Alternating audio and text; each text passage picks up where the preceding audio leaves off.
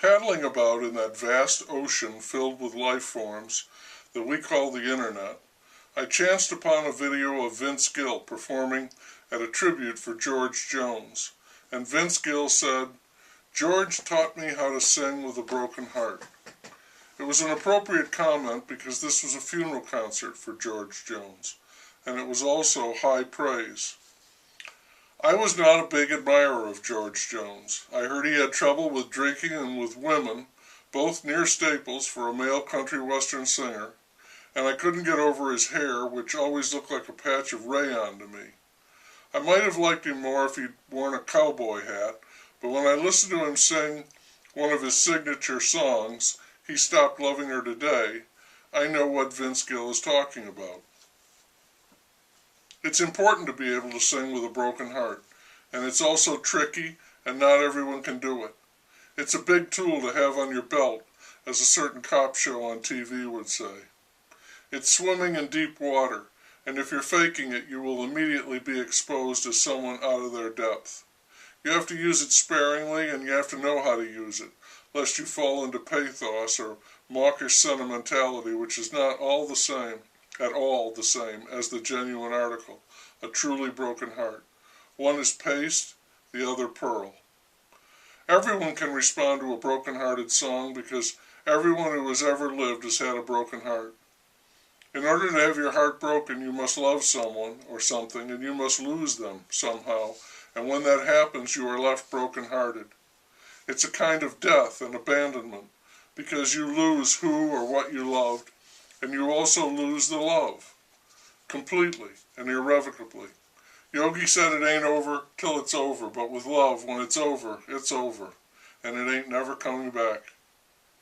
People say there are several different kinds of love. They make lists of them, give them Greek or Latin names. I don't want to get into any kind of an argument or a discussion like that.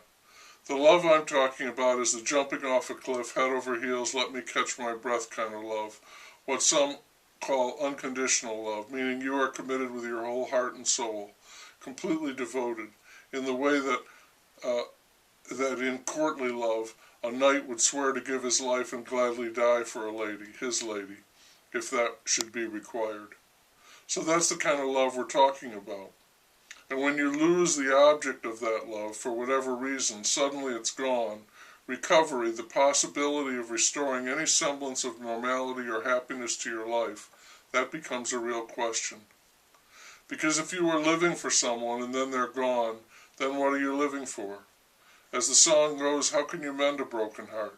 How do you get over, ever get over, losing someone you love? The answer, of course, is you don't. You do go on, and time, if it doesn't exactly heal that wound, does mask over it and dulls the pain, from piercing to a persistent ache. Some say that when the heart mends, it's stronger, as with a fractured bone. I don't know if that's so. If I was going to make some kind of anatomical metaphor for a broken heart, I would say that losing someone you love is like losing a limb, a catastrophic, permanent injury.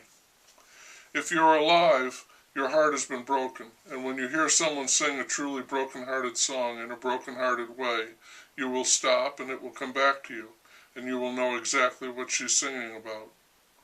If love makes the world go round, broken hearts are what make it stop. Broken hearts are what make love so risky, so ill-advised. Some people never get over it. The greater the love, the harder it would be to set it aside. Some people live on in a kind of numbness, a shock, a PTSD born not of war but love. Is it better to have loved and lost than never to have loved at all? It's easy to say yes, of course, unless you are broken-hearted, in which case it's more likely that you will have no reply at all. You will stare into your drink, quietly bear your sorrow, and weep when you hear someone sing a broken-hearted song.